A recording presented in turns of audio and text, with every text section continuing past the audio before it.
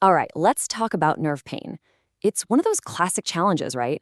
A patient comes in, they're in pain, and the very first question you have to ask is, where is this problem actually coming from? Because getting that location right, well, that changes absolutely everything.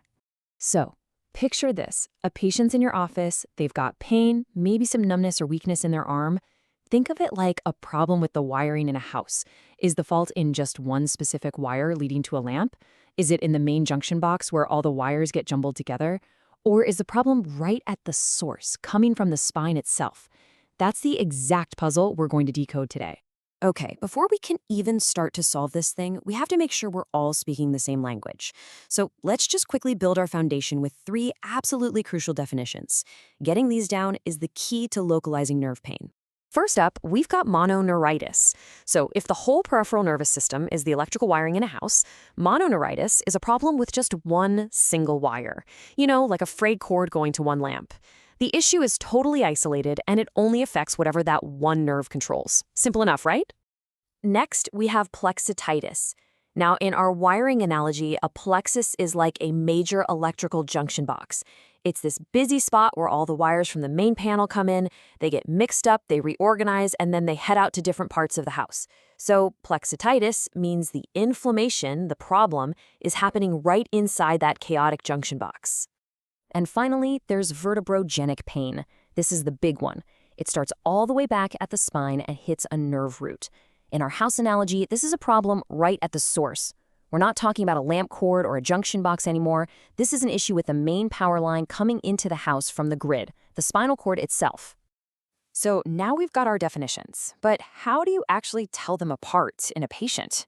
Here's the most important insight, the real takeaway. The key isn't what the problem is, it's where it's located. Anatomy is, and always will be, everything. This table just nails the whole concept perfectly. Look at it. For mononeuritis, the problem's in a single peripheral nerve, so the symptoms follow that one nerve's map. Easy. For vertebrogenic pain, the problem's at the spinal nerve root, so the symptoms perfectly match a specific dermatome. But then, there's plexitis. It's the weird one. The pattern crosses multiple dermatomes, but it doesn't fit any single nerve root pattern. So what makes it so different? So let's zoom in on that, on the Plexitis puzzle. Because honestly, understanding this unique pattern is what really separates the beginners from the experts in this field. And this brings us right to the core question. Why is the Plexitis pattern so, well, unique?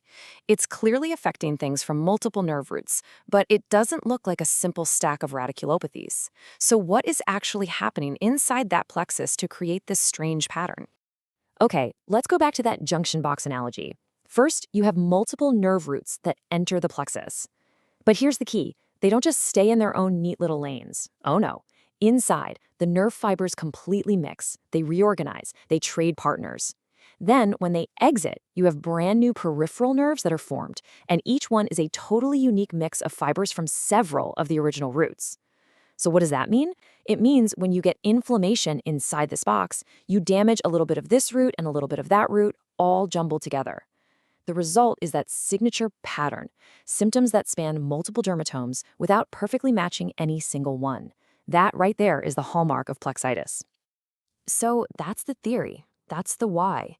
Now let's take this knowledge and turn it into something you can actually use. A practical diagnostic framework for when you're with a patient.